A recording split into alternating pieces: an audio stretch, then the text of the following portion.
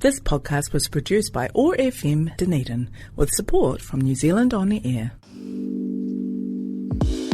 To all diverse rangatahi, do you often feel like your experiences go unheard, as if people put you in a box? We are Unboxed Identities on OAR FM Houston. Together, we unpack the identities we are boxed in.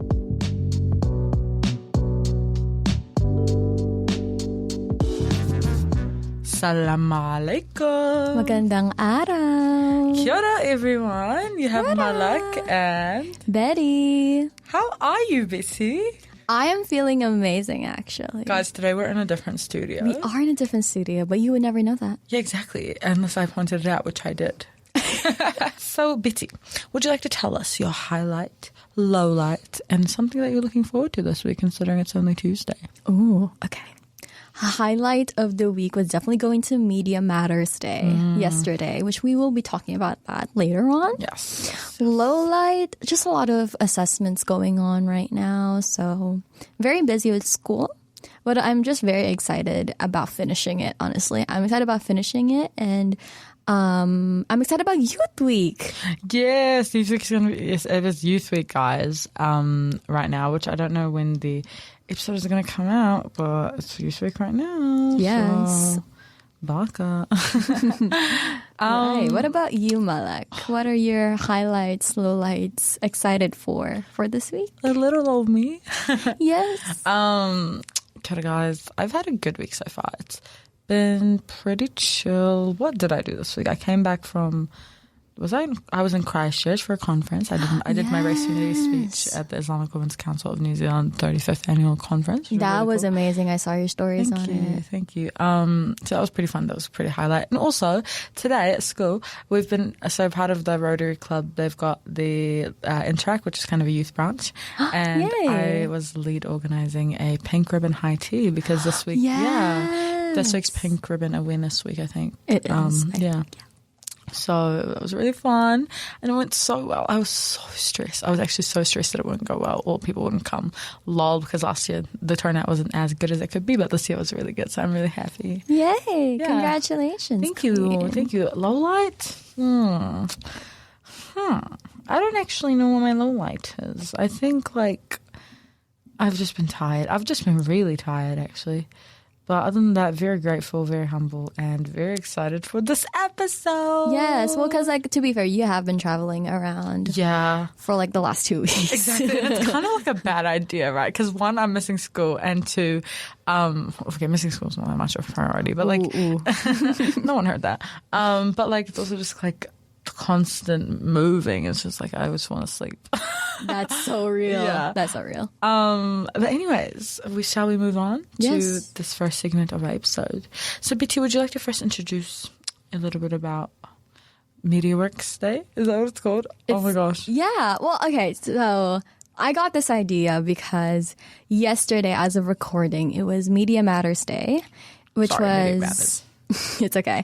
And it was hosted at the University of Otago. So a bunch of secondary students from around Dunedin just went to the university. And that whole day was basically just filled with a bunch of lectures and workshops about different aspects of media and how it influences, or not even just influences, but how it makes and creates the world that we live in today. And the day before, on Sunday, it was a World Day of Social Communications, which was started by the freaking Pope, guys. That is this is a different niche. This is a Catholic niche. That's your niche. It is my niche. But I found it really interesting that the theme for this year's World Day of Social Communications was preserving human voices and faces. That's so interesting. It is. And then while we were in the University of Otago yesterday, we were talking about AI a lot. Yeah. So that's how I came to tell Malak that, hey, I kind of want to do an episode about media, and because we are in a podcast, which is a form of media in the first place, I feel like it's very appropriate that we talk about how we got into the media space in the first place and how we got our start into it, and what we think about the current space of media and how it influences us and how it shapes our identity in some way. Yeah, that's so beautiful. Thank you for bringing this idea up, because I agree. Like, the whole reason we started this is because of we wanted more positive media representation of our people and also like young people in New Zealand, and like especially from diverse backgrounds. I love that. So I guess that kind of leads beautifully into the first question, which is, how did you get started in media and communications? Betty, would you like to start us off? Yes. Okay, so I have always been interested in media. In the Philippines, media is a big thing because, at least for me, I grew up surrounded by watching the news all the time, journalism, and other forms of media like movies, music videos, karaoke. I would consider that a form of media. 100%. So that's how I got like my introduction to media. I think most people do get that start there, but like my involvement in media started in school because I used to be a photojournalist for my school. Okay, every single time Betty brings up the fact that they used to be a photojournalist, I'm like in like complete awe, because I freaking think that's one of the coolest things that people can ever be. Yeah, going. No, because like we weren't documenting like full on like stuff that was happening around us, but the type of work that we did is considered for photojournalism at that point. That's so cool. So genuinely so cool. Yeah, so that's how I got my start in photography, but also I used to admin like so many social media accounts for my school. Real. So like so real. That's how I fell in love with the media. I loved how creative I got to be with it, and I also loved being with like a group of people that also love creating art, creating content in that way. Yeah. And that's for me. Like mostly for media, I associate it with creativity and journalism, but for other people that may be different. So, Malak, how did you get your start into media and communications? First, I want to say thank you for sharing your start. That's beautiful. And it really inspires me every day, because I think that's, I don't know, there's something in me for photojournalism that I just think is so cool. Anyways, I think for me, in terms of media and communications, like I wouldn't say that has been my niche for a while. Yeah. I think now I'm getting more into it. Yeah. Like, I think, how did it start? Like, I would always love writing and stuff, and I've never really published anything. But I'd say writing is a form of media in terms of how you use it. Yeah. And I think, actually, wait, I'm going to pause on that story. I'm going to go back. I was part of the Dunedin Youth Council, and through that I became social media manager, and also that involved being a liaison officer, and we had a podcast at that time with FM. Shout out to DYC Oni, and that didn't live long. RIP. No, it lived its time. It was a great way for me to get into media. That's great. And also for other people to get involved. And it was really cool, like seeing other people from, like it was a good way to kind of highlight young people in Dunedin. So I think that was kind of the start of it. But then within that, I grew a relationship with ORFM, and I was invited to do something called Layers of Identity, Whakapapa Creative Writing Project. Yes. Which was basically, as I said, writing, but then you also do it in a form of a podcast. Yes. So it's up if you guys want to listen to it on Spotify and ORFM and like any other broadcasting website. But like, I think that's definitely also another way that I got into media and communications. I think it showed me my passion for storytelling and for positive and meaningful representation in spaces like this. And then afterwards, like I'd have people message me like, Malak, I listened to it, you were so cool, and like I loved it. And I was like, that's kind of my goal, right? I want people to feel like they related to it and stuff like that in general with anything that I do, but especially in media, because it's such a you can easily widespread it. But yeah, from DYC there was a lot of I also became social media manager for a lot of organizations. Like at one point my phone was capped. Like I couldn't add any more accounts. Now that's how you know. No, exactly. That was so funny. And I bet you have the same like experience, Biddy. I do. Yeah. Can I share really quickly? Yeah, of course. I got to the point that I had to download the Meta Business Suite app. Oh my gosh, same. I I had to download it because I used to have a Facebook app on my phone. I deleted it because like I don't like this app anymore. But like at one point I had to have the Meta Business Suite app. No, same. That's so because that's how many pages I was adminning. No, exactly. That's actually so hilarious. I love that. Okay, it just shows like how much you're actually like an admin. That's that's what I mean by I say I need a secretary, because like I can't manage my own emails, let alone anyone else's. But yeah, what I was going to say, yeah, and after that, oh my gosh, guys, it was since I've started like doing a lot of stuff, like going and flying and stuff, I've started wanting to be like a social media influencer. And that's good. So my goal for this year is to create a lot of content and post a lot and hopefully go viral. I mean, technically you already are. Yeah, you are starting to be very viral. And I think with my speech the other day, because right now I'm still at Race Unity speech, well, it's high, peak, whatever you want to call it. And I was like, trying to get I was like, share, I want to go viral. Yeah. But it's not just because of that, but it's also because of the power that media holds in telling stories. And also because of awareness. Yeah, and also like what story you were telling on stage. Exactly. That was very important. Like I saw Malak on TikTok, on my TikTok For You page. Same. So that's how you know that your speech is reaching people out there. Yeah, and I'm really grateful for that. And actually, that ties perfectly into my next question. Our next question, which is, what are your thoughts on media now in relations to your identity? Ooh. It's a tough one. Tough cookie. Okay. I feel like with media before, because I was consuming a lot of journalism content, I align myself with journalism a lot. That's how it shaped my identity of loving journalism. And that's how I got into photojournalism in the first place. How old were you? When I started watching the news? Yeah. Like ever since I was young. Because like ever since I gained a conscience. No, exactly. Because like I feel like with us growing up more, sorry for cutting off, growing up more like in countries more prone to, like, for example, conflict and stuff. Yeah. And it's like, instead of Coco Melon and like Cartoon Network, like, yeah, we would watch fun stuff like that. But I feel like the news was always such a normal thing to watch. Yeah, definitely. Yeah. And I feel like Al Jazeera was like my second mom. Shout out. Shout out Al Jazeera. And Dr. Mike to me. Same person. No, I'm kidding. Love that. No, it's because I also, I guess both of my parents very much encouraged me to watch the news and very much encouraged me to stay informed about what's happening in the world. And what's so interesting to me is like sometimes I have talked to people and I tell them that, oh yeah, I read the news every day, like online. And they're like, really? You read the news every day? It's like and like it is such a foreign concept here. It's like, oh, that's kind of interesting. And sometimes it kind of shows you what privilege looks like.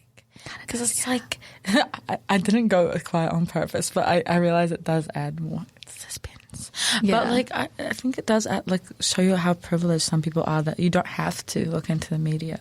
Yeah. Like, it's just like something that, like, it doesn't matter to you. Does that make sense? Yes. And like, they can look at other forms of media and not be like fazed by whatever they see. Exactly. Because they don't see the media we see. Exactly. It's different because the algorithm pushes stuff that's different for all of the people that are using the online space. Exactly. Oh my gosh, the algorithms do go crazy though. I was actually having a conversation about this with one of the semi-finalists at the Race Unity Speech Awards about how like you can easily see like Trump and the Epstein files and whatnot on like TikTok or whatnot because of the algorithms. Yeah. But like for example, content about Palestine or Gaza and other places under conflict is often filtered out / given a content warning / you can't see it unless you actively go and look for it. Yeah, your account gets shadow banned. Exactly. So it's like it shows you how the algorithms in the media already alone is quite biased. Yeah, and what's kind of interesting to me is like a lot of the, at least, and this is in my For You page, a lot of the people, content that I see surrounding places of conflict are usually from people that report it from the news. So like say that the news comes out with whatever's going on and then they just regurgitate whatever the news says and then add their own twist onto it. Exactly. That's the type of content I always see, and not people like actually talking about the families that live there, talking about their actual lived experiences living there. Which is kind of interesting to me that there's that imbalance, I suppose. 100%. And I guess, like, if I were to answer this question, like, how the media shapes my identity, it would be what you said. Like, I think I feel like I've said this so much on the podcast and also just, like, in conversations, but, like, it's so easy to go up and search up, like, what's happening in Palestine, but it's so hard to see the families that live there and, like, the reality and, like, in terms of culture and other stuff. So in that sense, it really dehumanizes. Like, I clearly am not knowing what to say because there's just so much to say. Yeah. But I think, as we said in the other episode about how the media really does make you dehumanize your own people sometimes. Yeah. And I feel like that's kind of how it shaped my identity in terms of in a negative way. Like, it made me feel like all my people are is this and that. But actually, it's different. Exactly. And, like, I needed to physically, like, go on a plane and go to Palestine to understand that my people are still living. Yeah, definitely. And I feel like, I guess, in a positive way, and how it has shaped my identity, definitely the media I see influences who I am and, like, my aesthetic and how I present myself. Because like, for me, whenever I see Filipino people in the media, like international media, it's always so empowering because it's like, oh my God, maybe one day I can be that person who's in an international stage or an international platform like that. Or maybe if I'm watching a Filipino movie and I see the themes of that movie have like something, it's like something that I can relate to, then it's like, oh yeah, that's, like, pretty cool. I feel seen. Exactly. So yeah, definitely that's how the media has shaped me. Cool. Thank you for that, and I agree. And I think you touched on this a little bit when you were explaining the Media Matters Day. But what role do you think AI shapes? I wrote that question so wrong. How do you think AI, like, kind of shapes media / what its role is in terms of that? Well, there's a term now called AI slop. What does that mean? AI slop. It's like any, like, slop. Like, okay, here's the thing. It's like a very broad definition right now, but what I can explain to you, it's kind of like AI content that's just actually, like, really bad. It's just, like, trashy AI content. Like, in terms of it's clearly AI? Yeah, I think that's I think that's what it means. I could be wrong. Don't quote me on that. But, like, that's the new term for AI content. It's AI slop. Really? Yeah. It's really interesting. That's so niche. That is it is a new thing in the media space. And like, when we were in the university, we had a lot of conversations about AI and, like, generative AI specifically. Yeah, I feel like it's really bad for media and expressing creativity 100%. for people. Like, for me, what pisses me off the most is when people use generative. Can you hear me? When people use generative Yes. AI to, like, create posters and stuff. Like, Oh yeah, no. logos, and I'm just like, And you can tell. it's so obvious. Which, okay, sure. Like, in a subjective sense, it doesn't look that bad. Like it looks good. Like, I love the colors and all the niche little details. Like, it's cute, but it's just like something about it.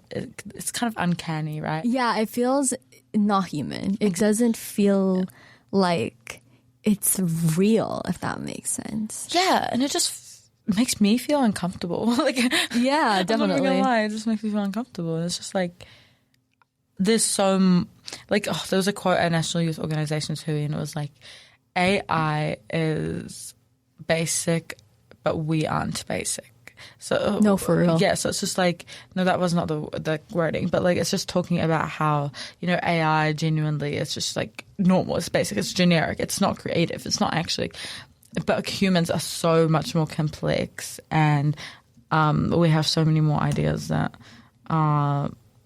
just need to be channeled. But stuff like this definitely limits us, which sucks, and I hate it. Yeah. Guys, I'm trying to find the little old quote, but I can't find it. Oof. It's okay. But the point is, it's just like, AI is developing fast and it's developing now. and it's actively stealing art and content from creators everywhere. Yeah.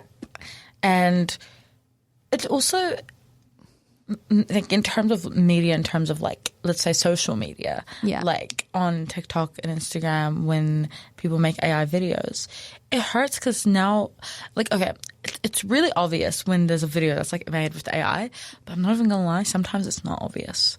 Like, oh, yes. You know what? I saw a video the other day, and it was like 2 cats, and it was a really adorable video.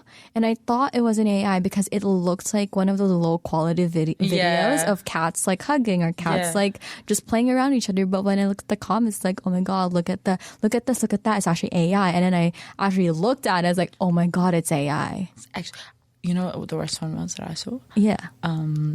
This might be a sensitive topic, but it was, help my dad, he has cancer, and it was a photo of her dad, like, allegedly, but if you zoomed in on his hands, it's so clearly AI. But then that video got, like, millions of likes and views. Really? Yeah So it's just like, you're literally, this is what I mean by it's dehumanizing. You're literally taking one person's struggle and using AI to, like, make it of your own benefit. Yeah.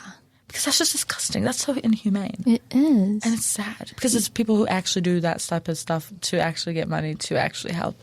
Yeah, definitely. Oh my God. I know. That's actually crazy. And imagine, this is not the first time that it's going to happen at this point. There's going to be more and more and more and more coming in, it's so scary. like, the following years. So the real question is, how do you think, Betty, we could equip young people, for example, to have the skills, knowledge, or whatever to kind of tackle that? To resist falling into the traps of AI, generative AI. I definitely say that, like, people have different opinions on whether or not they should even use generative AI in the first place. For me personally, I wouldn't use generative AI at all. But if you, like, really, really have to, don't. Yeah. Like, at this point, like, we all know the implications of generative AI. There's literally a data center being built in Invercargill as we speak. Really? Yes, there's an AI data center, but maybe it's discontinued. Like, I don't know, I haven't checked the news on that specifically. But, like, there is a AI data center being made in Invercargill. That's weird. That is close by. That's niche. I love that. And, like, imagine, and, like, AI data centers, they take up so much space and they take up so much energy and water. And that's the reason why bills are rising up. Like, they're going up. It's our moment. It's going up. It's our moment. I love that. Okay, yeah. So, yeah. Definitely for young people, if you can, just don't use it at all. And if you recognize that something is generative AI and you believe it is a very harmful content being out there in the world, I would say just report it. Report it, block the account. Like, if it makes you feel uncomfortable. Yeah, definitely. Talk to someone. Exactly. And I feel like it's okay to feel like it's okay to feel kind of disheartened to see AI like improving in like a lot of ways, because it kind of is. Yeah. Because like those sci-fi movies are becoming real. Exactly. So yeah. So it is difficult, and it's a really heavy topic, but I think this whole thing about media is a heavy topic in general. And you know what? We like to know that our podcast is bringing light to that experience. Amplifying the experiences of young people, diverse backgrounds, and Aotearoa. The elevator pitch. But that has concluded our session for today. Thank you guys so much for listening, and thank you, Betty, for being here today with us. But with us, as if you're not always here. As if we're not co-hosts. Malak, what are you doing? What I meant was. Like, in the room right now. Of course. In the room where it happens. In the room where it happens. Oh, are we going to get copyrighted for that? Yeah. Oof. The problem is I can't even get a timestamp because we're in a different studio. Crazy. Anyways, much love, guys. We will see you next time. Alaikum assalam. Paalam. That's today's episode of Unboxed Identities. You can find more episodes on oar.org.nz, Spotify, and Apple Podcasts. Remember, you don't have to fit into the box to belong.